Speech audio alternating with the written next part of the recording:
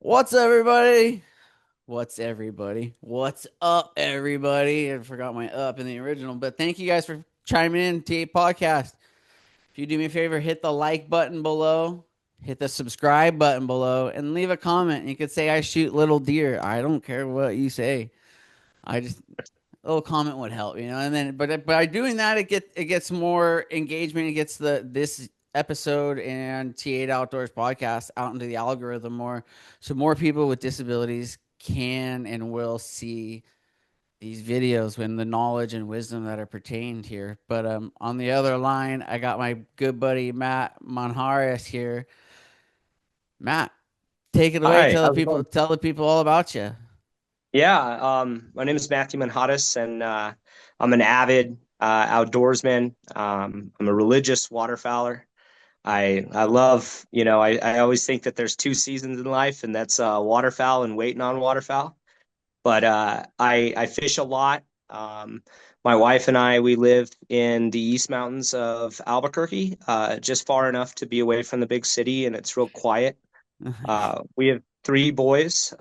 We have Carter, Parker, and Riley, and Carter's five, Parker's three, and Riley's one. Our boys are kind of intertangled with my nonprofit, and that means that they're always outside. They're always questioning the modern world.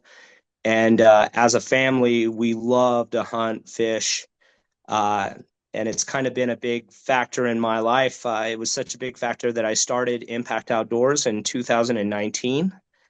I had a lot of friends that went to Iraq and Afghanistan, and they came back with a lot of PTSD, and they just weren't very present in their environment. You could tell that they just were like still scanning rooftops. They were still thinking about what they had been through, and it was very real and like present in their life.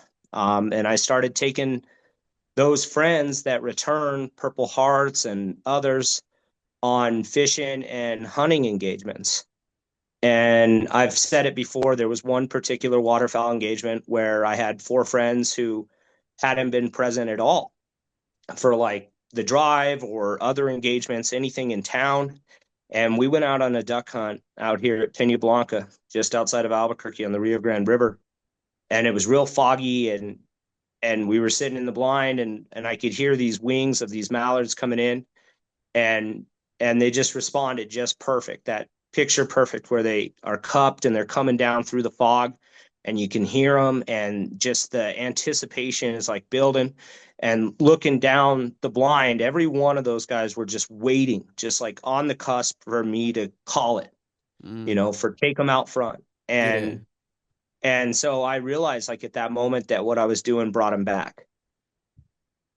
And I've always been into teaching. I got a degree in elementary education. When I met my wife, she told me that I either got a degree or I wasn't going to propose. And so I went back to school. I had had some kind of just trials down at New Mexico State, and then I went back to school at New Mexico Highlands. Finished my degree, really bumped up my GPA with her help and like assisting me through my writing and different things. She really helped me a bunch. And so I graduated, and I had proposed to her, and then we bought the house, we started having kids. But in 2019, I realized, like, because of what was happening with my friends coming back and the timing in my life, I'd been working at Dick's Sporting Goods, selling guns, talking to people about fishing and hunting on a Saturday when personally you should be in the field, right? Like, I did that for a while, and I've done serving positions, I've done construction. I'm really like a yes man for anything that I can do. But there was like a time where Phoebe and I realized that like working at Dick's wasn't going to build our family up, and it wasn't really going to bring us the things that like following my dream could do. And so we started working on my articles of incorporation in 2019.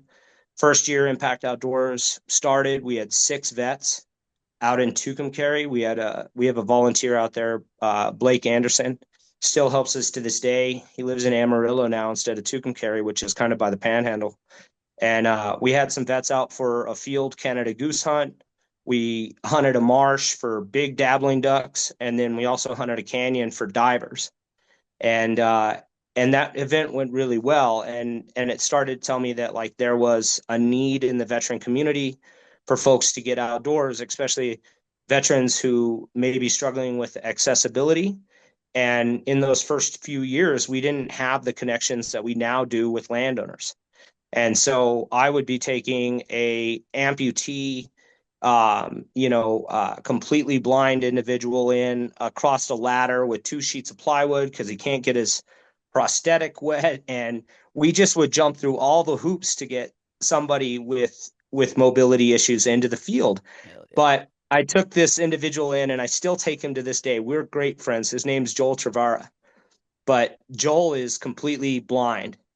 And the first time I took him hunting, it was that particular story. We showed up in the Rio and there was water there across one of our sections. We expected to just be able to walk, and we didn't anticipate him needing waders, and he didn't have them. And so we ended up with a 16-foot extension ladder up on a UTV with 2 sheets of plywood. And then with my volunteers, we walked him across this ladder all the way to the other side. It was so trusting of I Joel love because it, like he's dude. You like, just man, these are figure so it out. yeah, these are some good old boy rednecks down here just trying to Yeah, get me on a some, duck, some good old and so we got ingenuity. yeah, and Chevy was my volunteer on that one. Chevy's such a great guy, but he lives outside of Cruces where I went to school, and it's where we met. And so we got him across. We got him down like a mile of railroad tracks. I know his prosthetic and all that was screaming, and he was with a great friend of his and an individual, Brian Ray. And Brian's kind of like Joel's eyes. Brian helps Joel with anything that he really needs. And Joel was in Iraq, Afghanistan.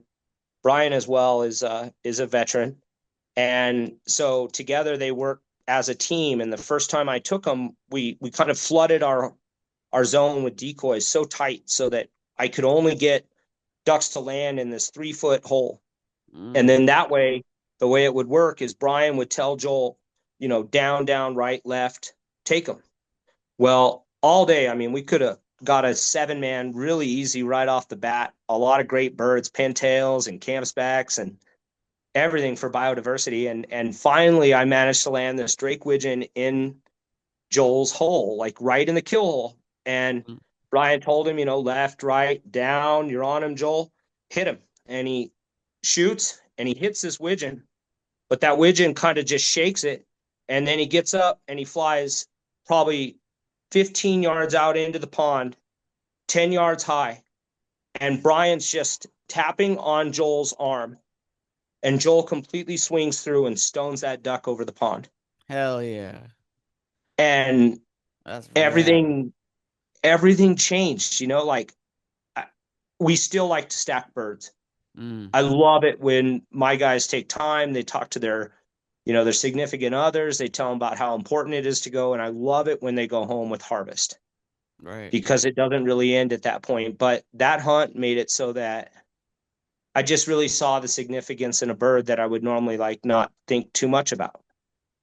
And and it just changed the way that like giving and the experience. And so the first time Joel came with Impact Outdoors, we didn't have the accessibility and stuff. But this last 2 times, Joel's been able to come to different properties that we work on habitat with youth from those rural communities. We give kids a chance to do all sorts of different water studies like catching macroinvertebrates and learning about like subsurface insects. And then they learn about frogs and they learn about other amphibians and like how frogs and amphibians are good indicators along with those macroinvertebrates of like the health of the marshes that we attend on private properties and as well as like on state, in public. We work with lots of refuges across the state as well to provide different opportunities like those with kids. And so we work on habitat on private lands. Not every private land that we work with is a place that's for education with our youth. Yeah. It takes a very special landowner to work with us for youth engagement. You could imagine our waiver, just everything, I mean, rattlesnakes Right. and water. And then you want to give these kids shotguns so they can shoot ducks over the habitat they improved. And but it's all right. It took a lot to get here, and we're up to 97,000 acres of private land across the state.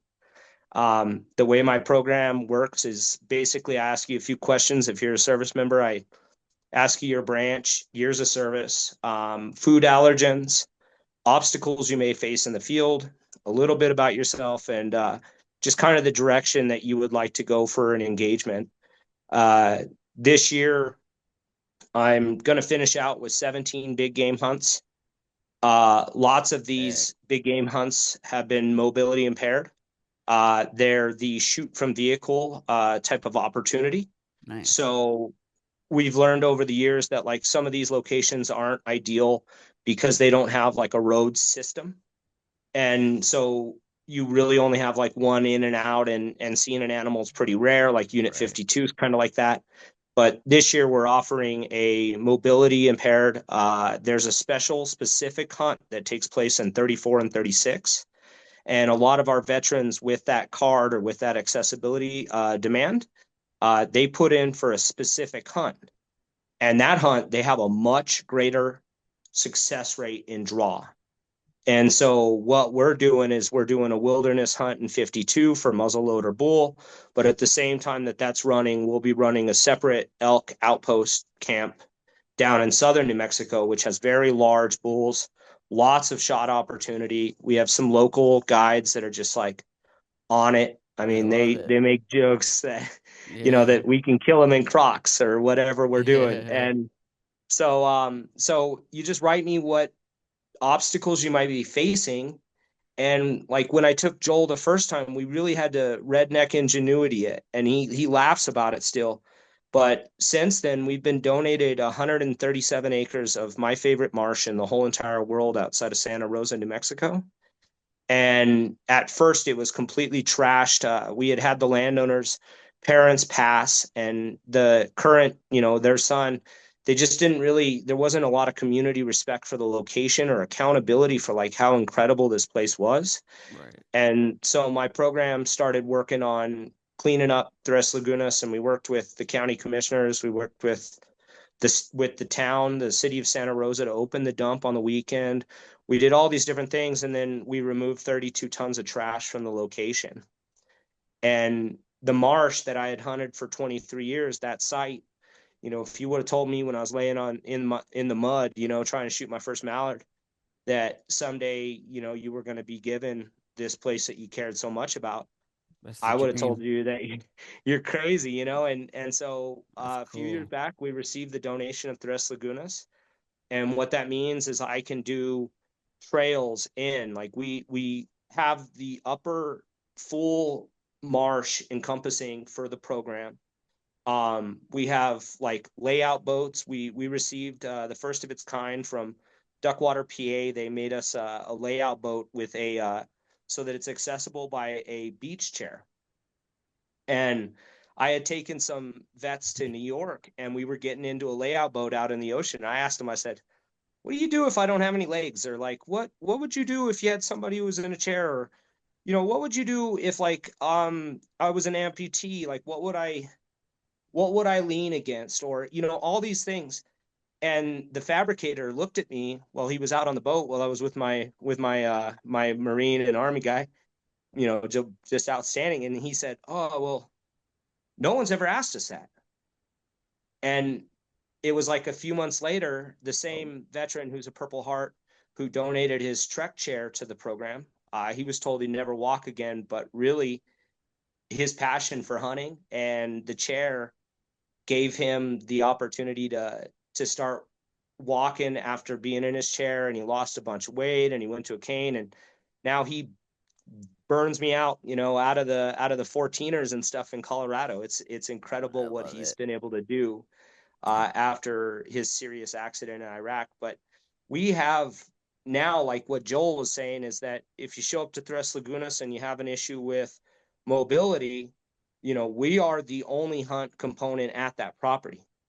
I can let all of November fill up knowing that Joel's coming in December, and we're going to rock and roll. Yeah. And we work on feed year round. And so the birds are there, and the water quality is cleaner than any of the area around it. And so it's kind of like a build it, you will come. And then other landowners started hearing about us. We started doing work like erosion control projects, different things on their property. And then word of mouth has just traveled so that there's whole communities where you could drive that whole county road for miles and both sides of the road completely support the mission.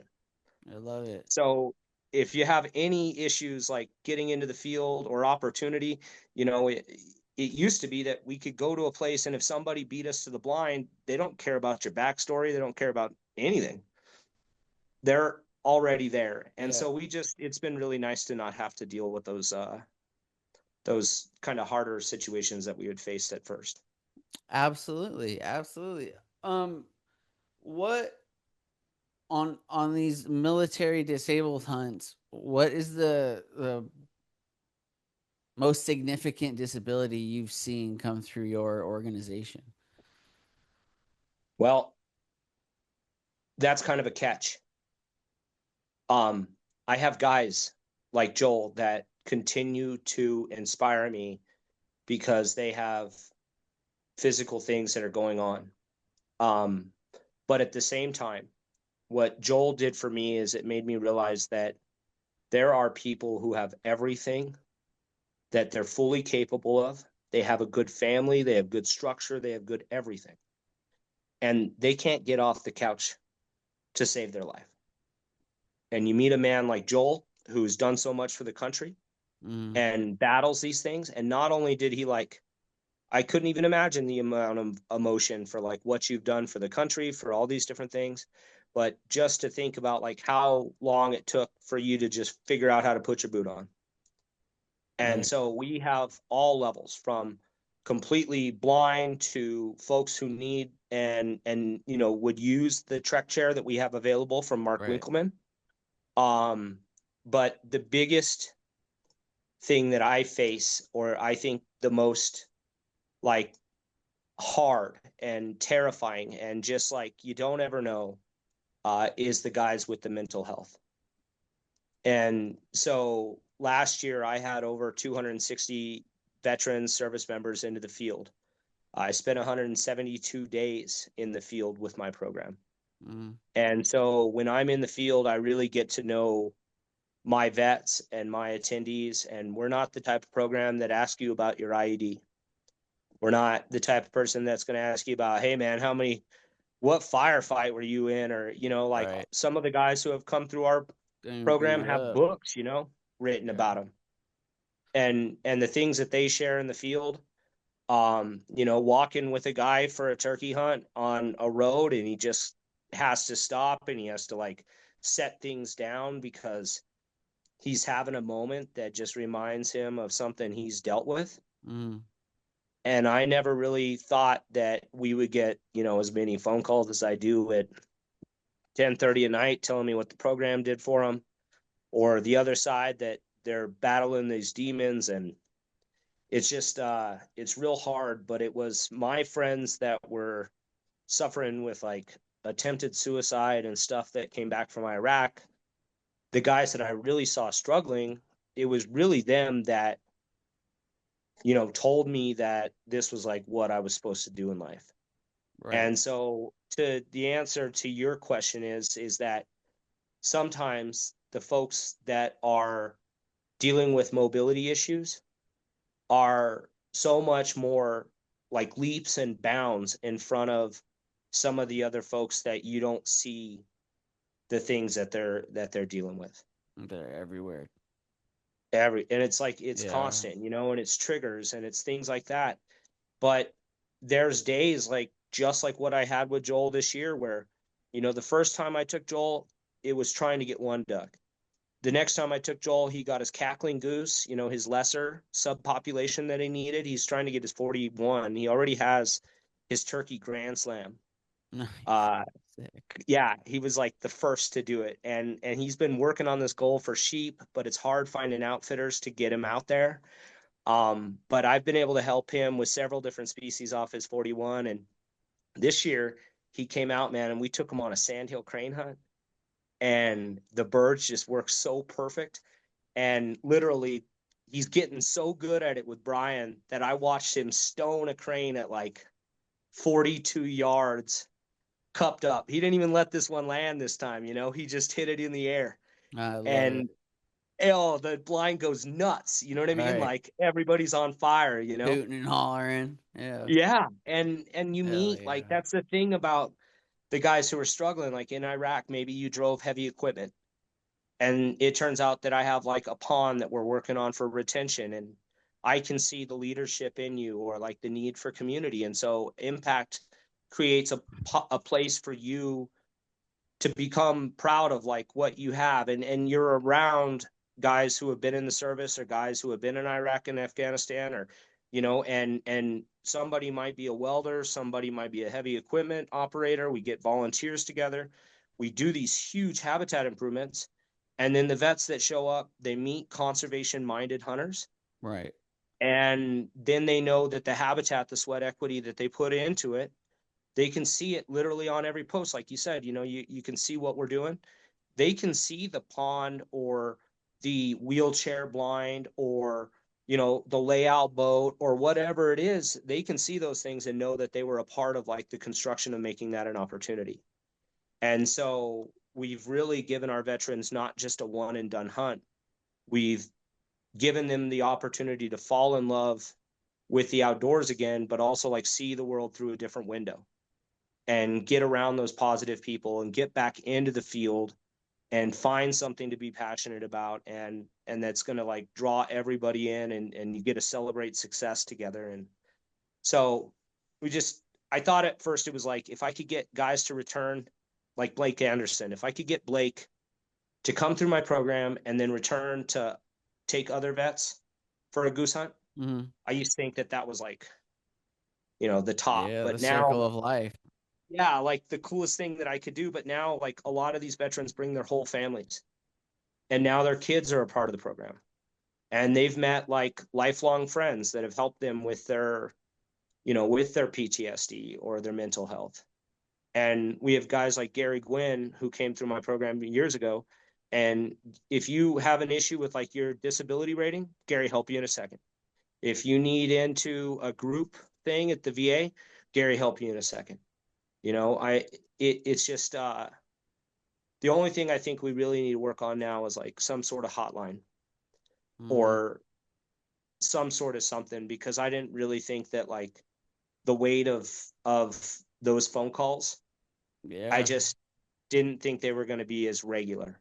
Heavy, heavy, And heavy, heavy phone calls too. and it's hard because my wife's looking at me. It's like 10:30 at night, the kids are asleep, and it's like, well, what am I going to do? Right. So you take the call. This is where God has put me. So Yeah.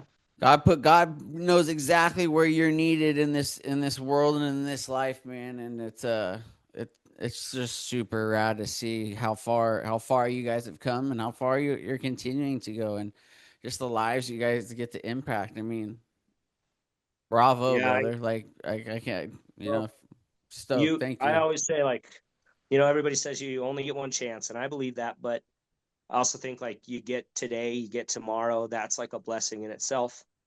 Having family, different things, but I also know that like life will test you, and it'll make it where you might feel, and it's something I felt, like I'm trying to figure out like what we need to do to bring enough funding in for our vets. Like what do we need to do to where I'm not spending 150 hours writing a grant so that my kids can have education, and in terms of my Yeah. kids, I'm talking 1,000 kids that came through my program last year who are in love with turkeys, in love with fish, in love with frogs, love getting dirty. It, life will sometimes like make it the hardest it can just right before everything is supposed to be. And it's like kind of like, if you're not willing to put in, then you'll never get it.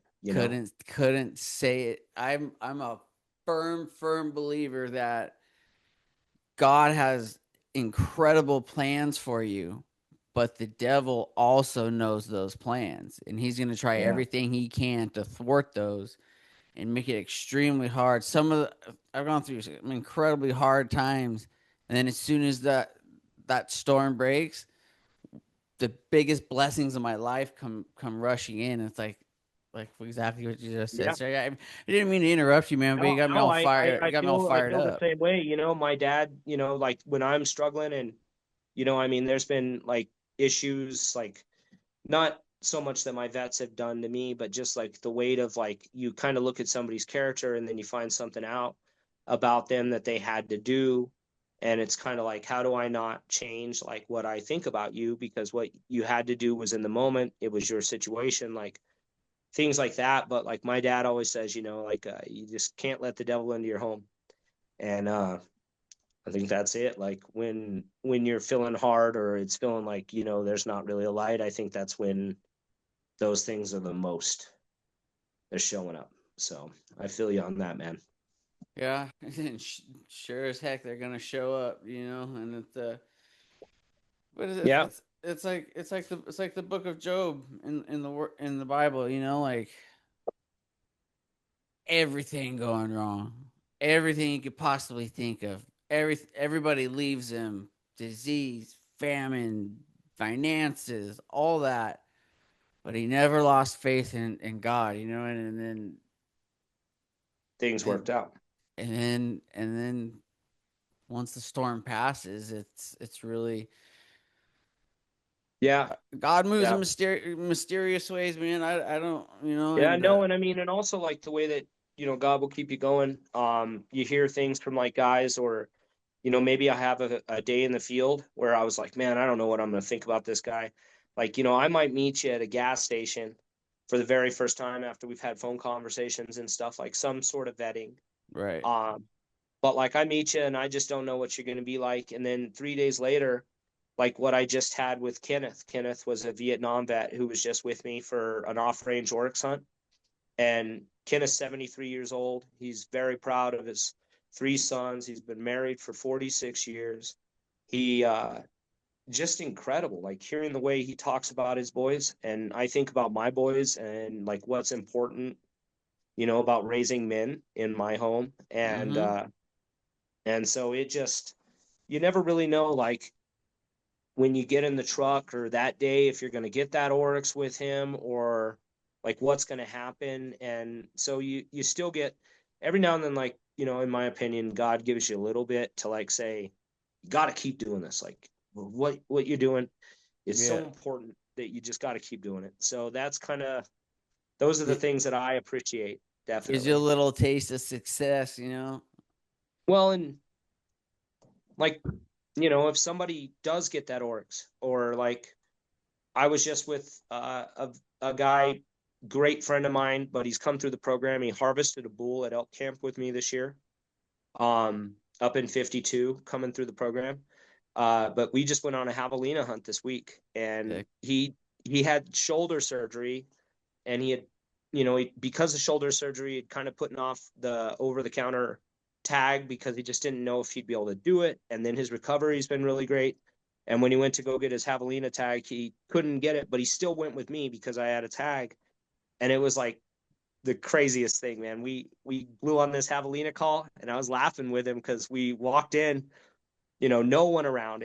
We have so much public land, and walk in and I'm like, how's it gonna be when I just walk into the desert? And I've never done this, right? I had a tanker from Arizona from Utah give me this call, and it's a javelina call. And I walk into the desert with my vet or with my service member, and I'm like, I'm gonna just blow on this flute, and the javelina is just gonna come running. right, And it seemed like a joke, and I blew that javelina call, and man, we're both standing like kind of hunched behind uh, uh, it was like a salt brush and a desert broom, two different types of desert veg, and we're tucked in, and I'm like blowing this thing, and it's been 5 minutes, and then I wait, and I blow it again, and I'm about to call it, and Tony looks at me and he goes, "You hear that?" I was like, "What is that?" And I'm like, "Is that a helicopter? Is that a helicopter just in the distance?" And man, sure enough, like through the grass, 200 yards up, is a whole troop of javelinas beelining right for us in full aggression mode. And they are like charging. And the sound that I'm hearing is their hooves in simultaneous like Oh, landing as they're synchronized so running. mad, just charging at us. Oh, And the first two rushed through my scope, and on the third one, I trap shoot her. She's a big one, and she hits the ground. But the rest of them come up and start goring her, and they're kicking dirt at her and all sorts of stuff. And then they keep charging in. And at one point, Tony jumps in the air, and one's like 2 yards from Tony and ping pongs off to me. And I just could not believe that, like, as soon as that flute was blown, they all come running. And it was like that, like, oh my gosh. And then I didn't think that they would be so aggressive after one had been shot, and harvested. oh yeah. And we were checking her out, and then there was a whole nother troop that came in. And so yeah, the javelina here, the peccary in New Mexico, are pretty nuts. But Yeah, it was cool. I hunt javelinas on a Indian res in northern Arizona, and yeah, man, you get on those distress calls, and they freaking they'll Isn't that come just nuts? I charging. I immediately was like, man, I put like 10 service members onto sandhill cranes. We'll go out in an hour and 20 minutes and we'll shoot 30 sandhills. You know what I mean? I'm like, Yeah, that's a great day for me. That's an awesome opportunity for these guys. But I'm like, wait, 12 javelina charged me. I only had one tag. What if I had like four vets right. and you got the 12 to come that close? Like guys with handguns or whatever, it could be a really cool experience. Heck Or the yeah, boat, man. you know? Yeah, dude, So I can't wait to hear more about that. That sounds like a lot of fun. I'm actually going. I got two javelina hunts coming up in sweet. northern Arizona, so I'm pretty pumped on that. Get my old man out of the house and go out there. Oh, We that's can we just awesome. camp in the backcountry, camp in the freaking nature. Not a Yeah, soul around, not a soul for miles. I And love that. Yeah. just me and my old man, or like me and my buddy, or me and my girlfriend, whatever, whoever, Yeah. like Have you done that where you've had other like you've had predatory species come in, like bobcats or coyotes? coyotes, yeah, coyotes always. Coyotes love that distress call, and can't forget too. Get a lot of birds, a lot of crow that'll come into those distress calls as Oh, well. really? Yeah, because they'll come in and they'll just start circling the call, because they think something's dead and dying, and they're Or they're ready dying? they're ready to feast too. Wow, this was like 5 minutes, and the hunt was 31 minutes long. And I was like, man, I wonder if I just got like spoiled by this opportunity. Like, but yeah, it was so cool, man. Arizona is an incredible place. It's That crazy must how be awesome. they look too. They look like just they're little literal fleas on the face of the earth, like literal fleas. Just Yeah, yeah. You know what I was surprised brutal. by was how good the meat was, which was the biggest thing. It's And so not many bad, guys mess man. up on the scent glands. And like my 3-year-old and my 5-year-old had a plate of javelina. We turned it into pozole, There you and go. I made a bunch of homemade red chile, and we put pork in it with the javelina. And then I have a service member who's an officer. He drew Barbary sheep, and so I leave Friday for a sheep hunt down in 29 and 30, which is like the roughest terrain you can be in, Yeah, UTV kind of necessary. But I'm gonna serve them javelina pozole this Friday as he gets ready for his first day of sheep camp, and I'll be down there if we need to be till Wednesday. But I don't think we'll need that long. My guy, he's a shooter, and he's also a fighter here in New Mexico, and so he does like all sorts of national fighting, and he's a champion, and so I think he's gonna. I bet you we can get it done opener. yeah. It sounds like it's gonna be a lot of Yeah, fun. yeah. I've always So wanted to get it. Do you guys have Aoudad out there? that's what we're hunting. Oh, Yeah. oh yeah, the duh. Yeah, Yeah, yeah. Well, no, it's the poor man's bighorn, right? Like I put in for bighorn every year. Like good luck. right. Maybe in But 30 years. here, like I average like one every 5 years, I get a sheep tag. I harvested my first sheep last year. There's an over-the-counter hunt here that we do sometimes, but I've been out like 7 times in a row and not seen a sheep. And my wife looks at me and she's like, "Man, like over the counter sheep hunts, you're getting pretty close to like, might as well go kill one in Texas because it's costing so much darn money, you Right. know? And, but then you draw 2930. And I went with an individual who'd been through the program. His name's Robert. He's like the sheep whisperer. And I took him for a waterfowl engagement. And he's a Marine, but he always jokes with everybody that he's Coast Guard, and he's hilarious. But he took me for my sheep hunt, and it was crazy because when I had 2930 by myself the first year, I only saw two sheep, and they ghosted me. And it had been about 5 years since I had drawn that tag, and then last year I drew it, and Robert volunteered to bring myself out, and before 11:20 in the morning, we had scanned 47 Barbary, That's and all. fine, that's all. And it was like, why is it that he makes it so easy, you know? And I struggled for so long, but it was Yeah. just like how to see them and like how to pick them out. And once my eyes got that, like through his glass and different things and his locations, it was like, oh man, you look down below you and the earth was crawling. And so we just got into place and finally found one. You know, there was one with a little bit of a longer, you know, ram with a little bit of a longer horn set. Right. But the one that I got had like really nice chaps and everything you were kind of looking at for the whole package. And Yeah. scanned over him, and then I took him at 527 yards, and it was it's the farthest shot I've ever made on an animal. But we got some really great long range instructors that work with the program. Yeah. Matthew Fuentes, he's a Marine. Uh, he's actually trained sniper, but him and two other service member veterans own Legacy Ranch, which is a shooting Heard of it. range down here, and it's incredible. It's got like for three stand, it's got rifle, but they let our service members, our youth, anyone who's got a hunt coming up, they let them right in to that membership only range. And I would highly suggest if anybody's interested in learning how to long range or anything like that, you know, take a class with Matt. But he provides that for free because they believe in our mission, and they've been on engagements with the program as well. But until I started training with Matt and Chris Nellos, I never would have thought that I could. You know, we reach out with the program gun. We're consistently reaching out to like 860 uh, with our 7 mil mag. So I don't know where I how love it. far Keenan's going to shoot, but Yeah. yeah, Time will he'll tell. probably. Yeah, I hope. Hopefully, it's not at the bottom of a canyon over a cliff. You know, Right. so Oh, yeah. guaranteed, man. You just screwed the pooch on that one, brother. I know now he's going to be on the second hang of the cliff, and oh Yeah. no, yeah, Uh, I better bring a so rope. so if like I really want to get on one of those as well.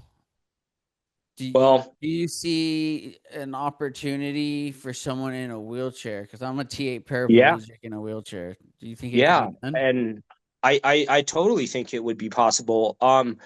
I don't think you would mess around with the trek chair because access is so hard. I think as long as you could get into a UTV and we could get the right mount. Yeah. In fact, like kind of like the mount that I have for the trek chair. Mm-hmm. Um, my guys shoot right off that rest, you know, or I have a fishing mount as well. But I see that they have them for the windows. Often the UTVs, we take the windshield out. Yeah. So if that's the case, I mean, I Justin, one of my lead volunteers who will be on this hunt, him and his girlfriend, they saw Barbary right from the UTV, just like in their luck. I Yeah. kind of wanted that experience of going down and you know and doing that. Like I kind of wanted that, but I also know I'm 40 years old, and what it felt like bringing that sheep out of that canyon like that. It was like, man, this is kind of like a fleeting opportunity Right. unless you had something else for an option. But you most certainly, for how far we are in with the UTV, there is no doubt with the days that you get that you would drive that UTV, get into a glassing spot with proper long range instruction and blast one. I mean, we see them from the road, we see them from the UTV. It just depends. Yeah. It could Yeah. It's totally be the nothing's thing. ever impossible, man. So yeah, No, I'll definitely be starting to You should look at it. gander some Uh, points in that for sure. well, and it's not a point, it's a draw system, right? But if Okay. you could draw 2930, we could talk about it. But we really look at the February hunts. On average, it's still a pretty hard draw. The year that last year when I drew mine, my son Riley had been born like 4 or 6 days before. He'd been in the NICU. My wife and she'd had some complications. Things were crazy, and I wasn't going to go. And my wife told me, she said, you better go because that's a 6% draw hunt. And so if you put in, I would imagine that if you put in for out of state, you might draw it the first year. But you also, there's a good chance within 5 years you would draw it. And And that's sorry, go yeah, ahead. no, that's, and that would be your chance for 2930. And primarily what it is like, we don't burn our feet, we burn our eyes, until you find the one that you really want. And if you're not, like, if Keenan isn't too picky this opening day and it's his first big game hunt and he just wants a successful ram, I know that we could pick one off that opening day. I can't wait to see it on your Instagram, Yeah. man. So Yeah. it's gonna be Well, super interesting. if you're interested in those things, or like maybe you are interested in like shooting your first crane, or any of those things, we can totally talk and provide those opportunities if you're looking for it. I think it would be like a great way, like if you saw what we did for our service members, Hmm. I think it would be like a great way for maybe your audience to also see like what we're doing, and also for you to experience like how special it really is to go on these things and to be with the people you meet. It's really cool. Right. So, seems like you got it dialed, and then I like how you started it too, because like that's the whole reason I started this podcast is to help people with disabilities get outdoors, get out. At first, it started with teaching people how to like find access, like contact fishing game, contact 501c3s. They're good old boys. Like I'm making a list of foundations and all kinds of stuff like that. Um, yeah, so I'm making a list like that, but and then I started realizing like there's a lot of people get into that dark spot, and so with this podcast, I've kind of more grown into like I don't know, like people building, I guess you can say. Like I'm yeah, interviewing people with how to conquer mindsets, how to get fit in the gym. yeah, People that teach about sobriety and tactics about sobriety and just stuff like that. So it's basically like you did it in a certain avenue, and then like I got my route, and I'm doing it in a certain avenue too, and it's just cool to see, like you said, like some of these people when they call and they reach out and like, man, like you have no idea how cool it was to just come on your podcast and just talk hunting. Like I haven't laughed and smiled and had a good time in a long time, and I just come onto a podcast with a random dude that found me on Facebook. Next yeah, thing you know, we're shooting hunting stories together, laughing and hooting and hollering over a podcast. You know what I mean? And like they get all yeah, happy, and it's just I don't care where I'm not trying to be successful, man, but if I could just get that next person to just get out of the dark and hole, you know what I mean? yeah. Because And it's weird, like what, like you say, like, God puts you in places that you're supposed to be, and you're tested, and there's different things that happen so that you can be who you're really meant to be and grow into. amen. And I think the crazy thing about like the program is like the program brought, because of what you see, the program brought me to your conversation, right? And the way that the program has worked, like we were going to have this podcast, I think when I was in New York, in Long Island, just Yeah. a little while back. And uh and I went on a really special hunt with a guy named Michael Katz.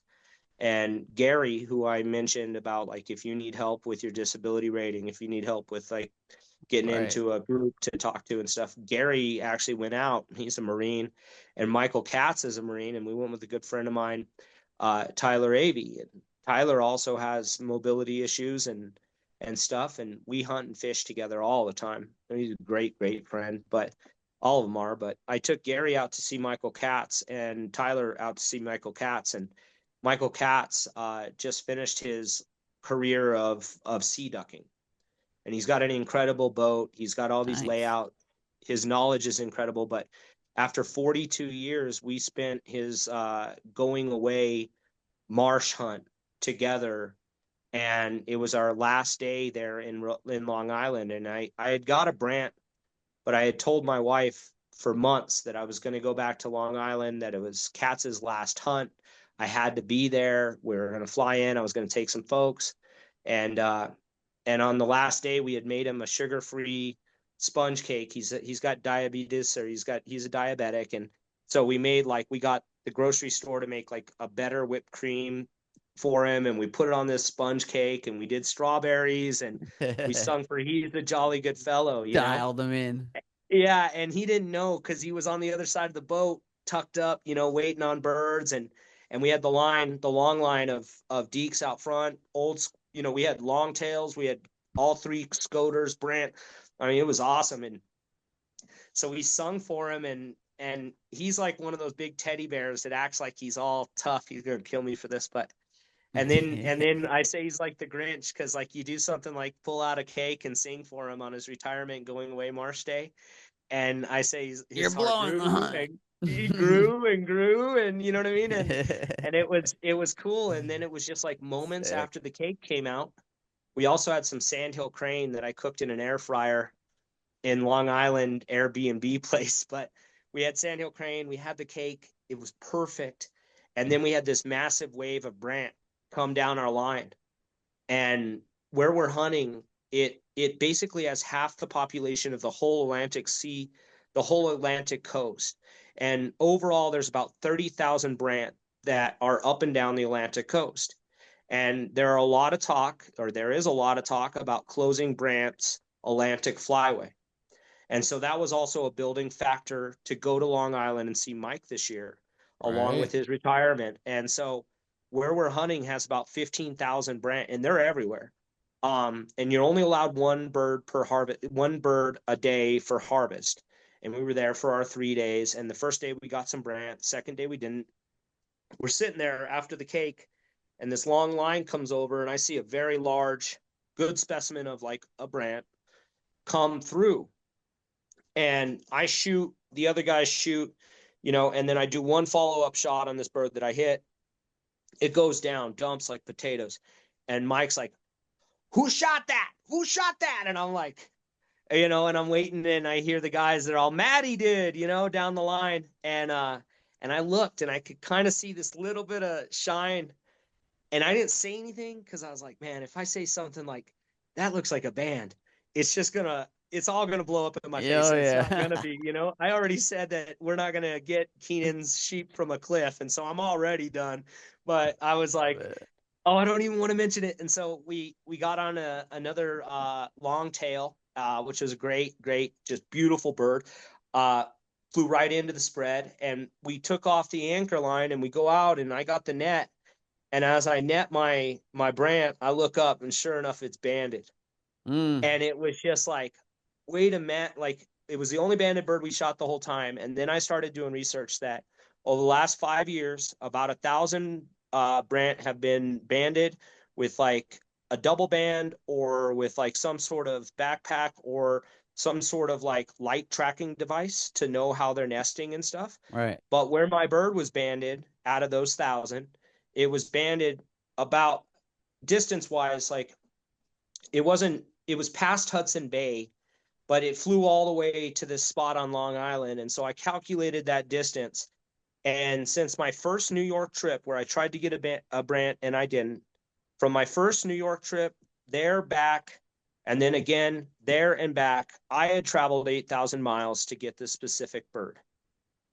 And that sounds crazy. Worth I know, every bit of it. every bit of it. But I had traveled 8,000 miles, and that brant on migration miles alone, not just common flight, but that brant had traveled more than 21,000 years. I mean, 21,000 miles, and it was banded the same year that I first went to New York. So it took me 8,000 miles The bird had traveled over 21,000 miles. Michael Katz had hunted waterfowl for 42 years.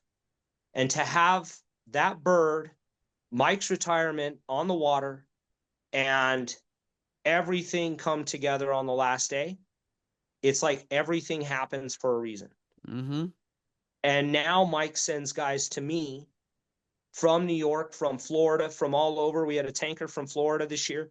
You know, they get to experience what I do here in New Mexico, and I get to give this experience to other guys from New Mexico who all of a sudden are out on the ocean and they barely even know how to swim. And I it love it's it. just funny how everything kind of comes back. Well, So you never really know. Who knows who I'll meet from your podcast, or yeah. you know? Well, I like the one of my favorite Bible verses is God works everything together for good for those who are called according to His purpose. Oh, And if you're out, and I'm just like that verse always hits me hard, and it's like if we're out there doing God's work, He's gonna make it succeed. You know what I mean? And He's gonna bless you, and He's gonna put these little things in your life that you're just gonna be like I always trip out too, and like people say like, oh, like you talk to God. It's like no, like I pray to God, but when God talks to me, and it, like it can't be any other thing but God. It's super humbling, dude. It's almost like the weight of the world is just like crushing on you. You're like, dude, the creator of well, heaven and earth just it's put powerful, right? And it's sometimes you insane. know, yeah, like that's and it's always different. Like to like have a hunt where I'm like, oh man, that was really great. You know, we limited out. These guys had a blast. You know, but then to see somebody who had been helping somebody through something, and then they see that they're doing better, and you look over and it's like a grown man up against a pickup truck sobbing after a crane hunt, Yeah. and it's like you never really knew like the power. And to think that for me to like tell Phoebe that I was going to go do that, I tell my kids all the time that you got to set goals. Parker, my 3-year old, I asked him what he wanted to do for his birthday this year. He said he wanted to go get a turkey. So before we had his party with Nana and Papa and with everybody else, we drove out into some spots where I had seen birds, and sure enough, like in an afternoon, we shot a turkey and he put the band on it. I mean, the tag on it, and helped me cut the dates. And my oldest son was there, and everybody was just like, it was, and Check. Parker's got this like fat cheek, just Chipmunk mouth. overwhelming. Yeah, so much, like, cannot believe. But I tell him, I'm like, well, would you ever think that the most guaranteed thing of the whole day was that we were going to get Dairy Queen? Like, could you imagine that you literally just set a goal that you're going to go into the woods? You have one day, it's a fall bird, so they're not going to call, they're not going to talk, and you're going to just go into the woods and shoot a turkey. And it Lay kind a of felt like smack that. down. It kind of felt like that with the band in New York. I And love and it. I tell them all the time, that you got to set goals and you got to almost manifest those things. And same with like prayer, you gotta believe in what you're trying to Yeah. come across with. So yeah, that's it. We got CPR, Carter, Parker, Riley, There you and go. I can't wait to see what those three boys do for my elk team. So Hell yeah, that's gonna be cool, man. yeah. I'm super pumped for you, man. I'm super, stoked on what you're doing and how you're out there changing lives, man. I mean, it's just we're doing God's work, brother. Keep it up. Keep up the good work. Well, I appreciate everything you're doing for well, sure. if you're thinking to yourself, you know what, like maybe I want to go for that Barbary next year. Our draw is open until the 18th of March. Mm-hmm. You get on there. I think that tag's going to run you about 300 and some change. Yeah. But the good thing is that you purchase your small game here. So you would get that general hunt license. But if you didn't draw Barbary, they return the money for the Barbary tag back to you. They keep like $6 or $8, Yeah. and then the money comes back to your card. But at that point, you have the hunting license. So even if you didn't draw Barbary, you could still come out with Impact next year and smack some crane, or, we do big goose shoots. If you like hunting turkey, a lot of our Oh, guys get Merriam's and Rios in the same day. I've never shot any fowl in my life. I would love Wow, to. we're number two for bird biodiversity in the nation, just following Wow. Florida. And we get all three migratory subpopulations of crane here in New Mexico, including the Rocky Mountain Greater, which on average has 7.5 foot wingspan. Um, Man, it's a and big they're bird. and they're incredible table fare, but they're just so smart. It's like decoying 70 turkeys into your spread. Like you'll really have to have everything hid. You have to Yeah. know how to talk to them, and stuff. So like if you didn't draw a barb, you could still come out and come along. And we get places. We're always thinking about like where people need to stay and everything. And if you know any service members, veterans, first responders, if anybody's listening and you fit that category, uh, my mission is to say thanks for what you've done for this country. And so all you got to do is send me an email. We can maybe put that up here or anything. You can find me on Instagram at impactoutdoors.nm. There's lots of podcasts, including this great one. But there's lots of other podcasts that might be more centered around Sandhill Crane or more around like post fire communities and water health. There's all sorts of different things that we're doing. But if you're interested in a hunt with us, we have a workshop in the Gila April 24th. Our turkey season here in New Mexico will start April 15th. We have folks from New York, Ohio, Florida, Utah, Arizona, Washington, California, all over that come in. And last year we ran 27 turkey hunters over a 24-day season. It's often that in December, like program ran with Brandon's help, Justin's help, my two main leads. We ran 49 service members and veterans over a 31-day month in December. We find a way to get you into the field, and you just need to send me that email. Even if you're nominating somebody or whatever it might be, we're not a hunt giveaway group. I just need to hear from you. There's a few things that we do, and then we start to line it out. If I we have the love it. funding to pay for your lodging, we will.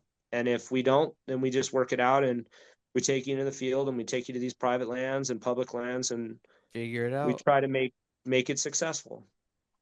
I love it, buddy. Thank you so Yeah. much. If I get anyone my way, I'll definitely shoot them over there. But at the end of every podcast, I'm a man of faith. I give all the glory to God. So if you guys have eyes to see and ears to hear, I'm gonna lift up a quick prayer. I do it without fail. End of every podcast because God deserves all the glory. So I'm just gonna lift up a quick prayer. Father God, thank you so much for the blessings you've given us, Lord. Thank you for the wisdom and knowledge that have been spoken in this podcast. I pray that you would bless this podcast and let it reach those who need to hear it, God. Lord, I pray that you would guide our lives, Lord, that we would just glorify your name in all that we do, and that our hands, Lord God, would be just vessels of your plan, Lord. So use us to glorify your name, and it's in your son's name I pray. Amen. Amen. I appreciate that. I So, appreciate you, brother. Thank you so much for coming on, dude. yeah. I really appreciate it. Well, if you put in for that barb, you just sent me a message like you did before and we can talk.